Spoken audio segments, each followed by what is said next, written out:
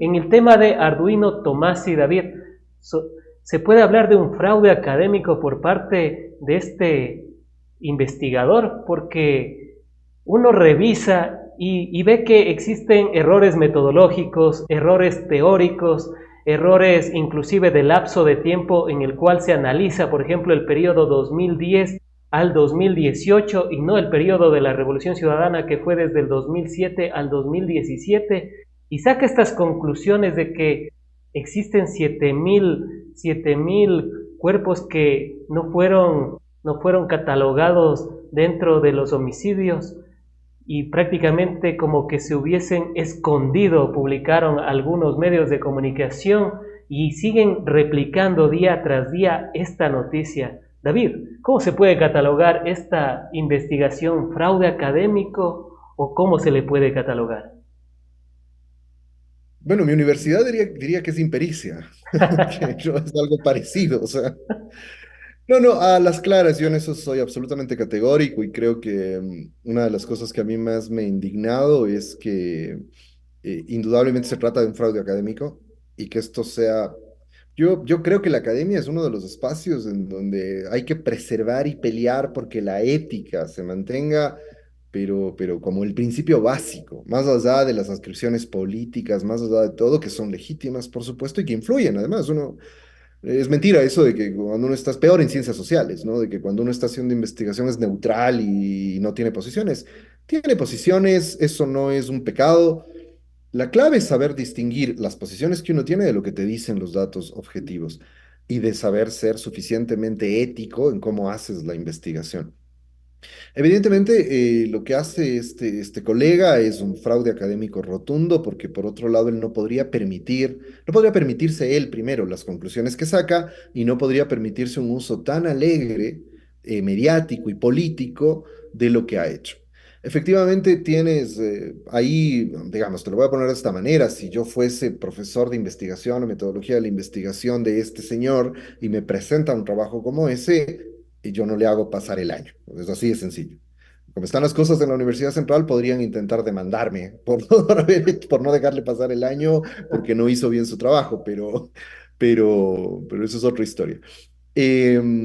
¿Por qué? Porque en primer lugar, hay una cosa que es esencial antes de hacer cualquier tipo de investigación. Tienes que aproximarte al campo de debate de lo que estás investigando, al estado del arte, como se suele llamar en investigación. Es decir, porque la ciencia, en todas las ciencias, ¿no? Ciencias duras, ciencias sociales, la ciencia es un campo de conocimiento, ¿no? No es que uno hace ciencia en el aire, porque si no corres el riesgo de inventar la rueda. Es decir, encuentras algo que ya se investigó y que ya, sobre lo cual ya se ha discutido. Entonces, el primer problema que tienes metodológico ahí es que Tomás no hace ninguna referencia a cuál es el corpus de los estudios que existen sobre este tipo de cosas, es decir, sobre los subregistros, sobre el manejo de datos de muertes indeterminadas. Héctor Bermeo, un colega que hizo un análisis crítico de lo que hizo Tomás, y por ejemplo, lo hace. Y ahí encuentras cosas que son importantes. Por ejemplo, Bermeo encuentra que varios estudios en la región han coincidido, estudios estadísticos, etcétera, en que el grado de correlación más alto de las muertes indeterminadas es con la tasa de suicidios, con el comportamiento, digamos, los datos de suicidio, no de muertes violentas. Y esa es una tendencia general y entonces hay que discutir con eso. Es decir, primero, para decirlo en términos más sencillos, siempre cuando uno hace una investigación tiene que tener el contexto de los estudios sobre el tema que me permiten decir, ah, mi hipótesis se sostiene o no se sostiene, o mi hipótesis discute con esta otra hipótesis, o mi hipótesis discute los trabajos que han hecho fulano, mengano y sutano en los que sostienen otra cosa.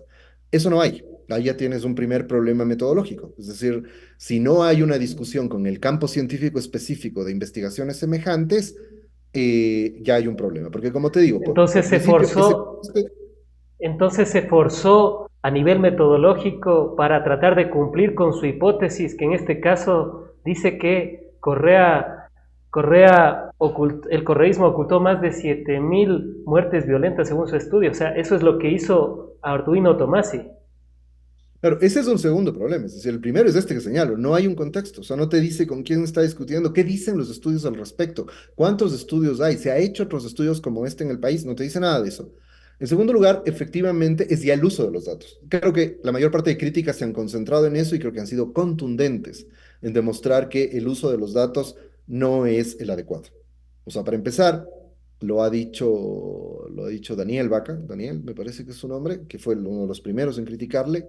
Diego El Vaca. colega ha señalado que la base de datos no coincide con la base de datos del INEC. Y ya con eso, o sea, olvídate los análisis, ya con eso, esta es una investigación que nadie puede tomársela en serio. Es decir, es lógico y es normal que en investigación estadística, investigación cuantitativa en ciencias sociales, tienes que parametrizar las bases de datos, tienes que normalizarlas, porque no necesariamente las bases de datos que te entregan a veces están suficientemente depuradas, pero tienes que explicar por qué hicieron. Tienes que estar clarísimo por qué, si la base de datos dice, del INEC dice 850, ¿por qué la tuya dice 830? ¿No? Por ejemplo. Eso no está claro y ya ahí hay una manipulación de la base de datos sin explicación que sencillamente invalida cualquier cosa.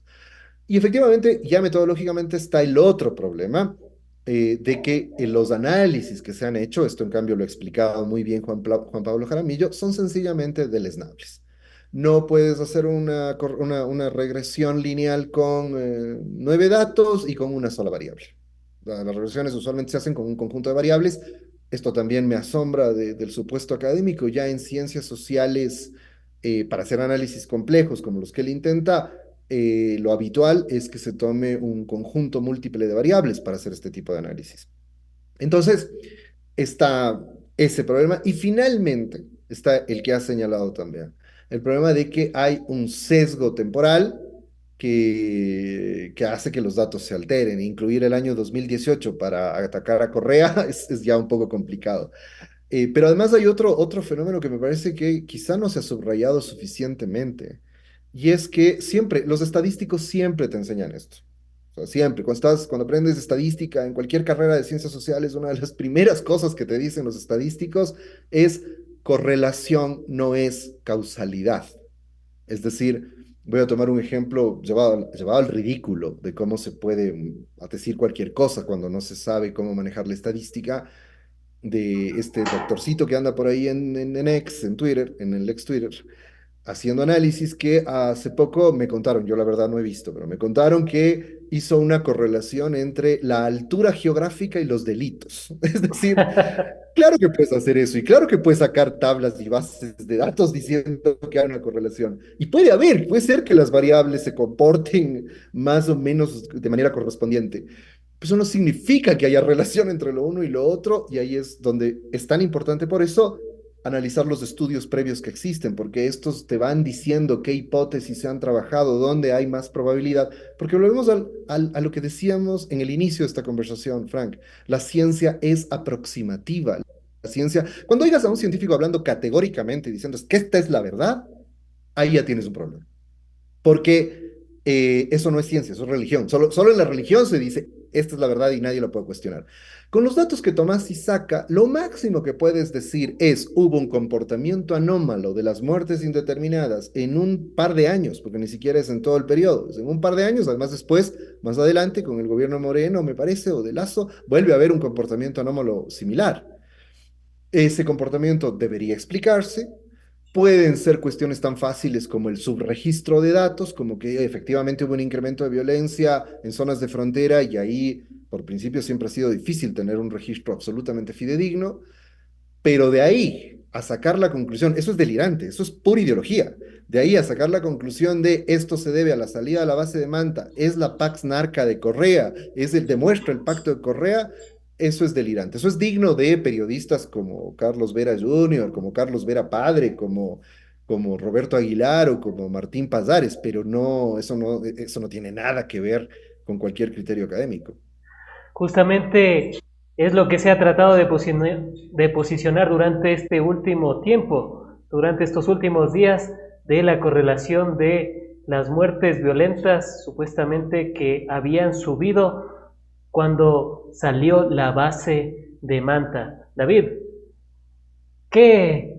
Es que bueno, uno no deja de sorprenderse, ¿no? Pero ¿qué es lo que intentan hacer al manipular estas cifras por parte de un pseudo académico? Uno también realizó investigaciones y sabe el tema de las correlaciones y de si una muestra es estadísticamente significativa o no. Y de ahí uno se da cuenta por qué Tomasi toma desde el 2010 hasta el 2018, porque hasta el 2017 no le iba a ser estadísticamente significativa esta, no sé si decirle investigación realmente, pero esto que ha realizado Tomasi es para eso, o sea, para posicionar el hecho de que ese discurso de que desde que salió la base de Manta aumentaron las muertes violentas, cuando uno revisa el histórico real del Ecuador, ve que cuando sale la base de Manta es cuando más se reducen las muertes violentas en el país. David, Mira, es que ahí está inclusive, o sea, primero es una mamarrachada, ¿no? No, esto es una operación de propaganda, hay que verlo de esta manera, es una operación de propaganda política del neofascismo criollo, o sea, es eso. Esto no es un estudio académico, esto no es, no pasaría ni como una mala nota periodística. Frank, yo creo que cada vez tiendo a creer más que este caso, el caso Tomasi, debería ser utilizado en las facultades de comunicación social para enseñarles a los estudiantes cómo es el mal periodismo y qué es lo que no hay que hacer en periodismo. concuerdo, Es decir, tomar esto y posicionarlo de esa manera, además cuando tiene innumerables críticas. Vos lo sabes mejor que yo, eres periodista y sabes que lo mínimo sería contrastar las versiones que además han sido muy sustentadas de totalmente. quienes han criticado el estudio de Tomasi con el estudio de Tomasi y presentar las dos versiones, por lo menos. Lo segundo es que en las facultades de ciencias sociales tendríamos que tomarlo efectivamente para saber cómo no se hace estudios cuantitativos en ciencias sociales. Esa es la muestra clara de un estudio manipulado con intenciones de propaganda política. Efectivamente, eso es lo que se está intentando hacer. Ahora, ya en el plano político, ¿qué es lo que me dice esto que acaban de hacer, como otras cosas que están haciendo ahora? Yo ahí señalaría dos cosas. La primera es que siento que hay un ánimo de preocupación. O sea, llegar a este punto me parece que está ligado a que la derecha, creo que la derecha que tiene algo más de lucidez, está entendiendo bien que habrá gran parte de la población que no cree en Noboa y que no cree que Noboa ha resuelto nada. Entonces, el problema de seguridad ha sido un problema ligado fundamentalmente al ejercicio de gestión de los gobiernos de derechas de los últimos años. Y me parece que pueden ver un riesgo cierto en que en la comparación que la gente pueda hacer entre este periodo de tanta inseguridad y la amplísima seguridad que vivimos en los años del correísmo, eso puede ser un factor que influya en cierto electorado, ¿no? Entonces, y como el correísmo ha posicionado mucho esto de que llegó a ser el segundo país más seguro, porque, digamos, eso es lo que dice la estadística oficial. O sea, lo que quieren es golpear la estadística oficial para poner en duda. De hecho, ya he visto varios medios refiriéndose a esto como el relato correísta, o perdón, no es el relato correísta, es la charlatanería de un académico, de un pésimo académico. Pésimo en todos los sentidos, porque no hace bien su investigación y además no tiene ninguna ética para poder manejar su investigación. Es decir, es todo lo que no debería ser un académico, es el señor Tomasi.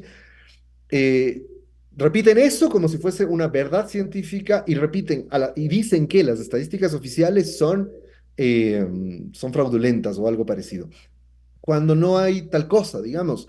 Ahí en los propios datos, y voy a hacer esta comparación para que se pueda entender de qué estamos hablando. La idea es que Correa, vamos a usar sus criterios ridículos, Correa ocultó 7.000 muertes, ¿no? Solo el año pasado tuvimos casi 9.000 muertes, 8.000 y algo, no recuerdo el dato exacto, pues 8.000 y algo más. Solo el año pasado. Es decir, estamos hablando de que en alrededor de 10 años este señor encuentra que se ocultaron supuestamente para bajar la tasa 7.000 muertes, ¿no? Que además las ocultaron pasándolas de indeterminadas cuando si ya puestos a manipular cifras, puestos a manipular estadísticas, no tiene mucho sentido que cojas de un lado y pases a otro, sabiendo que además eso es muy fácilmente detectable, ¿no? Por eso es que esto es una mentira. Yo ahí les diría al amigo Tomás y a toda esa horda de propagandistas del neofascismo, que le escuchen a su buen amigo Durán Barba, ¿no? ¿Recuerdas lo que decía Durán Barba de los venezolanos, de la oposición venezolana? Decía yo, mi recomendación sería, vean, no mientan tan descaradamente, o sea, hasta para mentir hay que tener un poco de criterio y de decencia. Entonces me parece que si tomamos en cuenta eso, que quiero decir para sintetizar, inclusive, primero, que las muertes indeterminadas no quiere decir que todas sean muertes violentas. O sea, eso sería absurdo. De muertes puede haber de todo tipo. Pero inclusive si tomáramos todas esas muertes indeterminadas y las sumáramos distribuidas por los años en que el correísmo gobernó, ahí la pregunta es saber si eso es estadísticamente significativo y que efectivamente había unas tasas altísimas de criminalidad o de violencia que fueron ocultadas. Y con este dato sencillo que te digo, haciendo obviamente habría que ver las bases de datos, sacar los datos precisos, pero con esta relación sencilla de que en un solo año, en los últimos años, hemos tenido entre 7.000, 8.000, ese ha sido un poco el número que hemos tenido muertes violentas, en un solo año. Y en esos años tuvimos eso mismo oculto durante 10 años, distribuidos en esos 10 años, es sencillo darse cuenta que tampoco eso alteraría la tendencia otra vez, ¿no? Lo que en el Ecuador había, y eso sí lo muestran, inclusive los datos de Tomás, y basta ver sus gráficos, la tendencia de las muertes violentas era decreciente, aunque las indeterminadas en ciertos momentos hayan subido un poco. Pero si miras el global, inclusive sumando las indeterminadas, hay una tendencia a la baja que a partir de la llegada de la derecha se dispara. O sea, eso es lo fundamental. Lo otro son discusiones bizantinas sobre el ombligo de los ángeles. Lo fundamental es, había una tendencia de disminución de las muertes violentas. Súmale los de indeterminadas, bájale, ya, ni siquiera esta es una discusión relevante. Y a partir de estos gobiernos, esta cifra se disparó. Entonces, lo que están intentando evidentemente es ocultar la barbarie y el horror que hemos tenido en estos años, cuando además salen acusaciones gravísimas contra la fiscal y sus posibles vínculos o encubrimiento, al menos con ciertos sectores mafiosos, cuando se evidencian por todas partes los vínculos de la mafia con los grandes poderes de este país, cuando los casos como el de Lazo, como el de la mafia albanesa, siguen ahí dormidos y no se investigan, entonces volvemos a la idea delirante de que todo esto se debe a Correa y a la salida de la base de mando. Evidentemente esa es la intención, pero al mismo tiempo yo honestamente siento también hay un signo de desesperación. Me parece que estos casos que han ido explotando, esta grave situación que vive el país y en donde ya como que cada vez es un poco más evidente los vínculos de la mafia con los grandes poderes del país, quizá los están preocupando para la elección que viene y por eso están montando esta operación propagandística.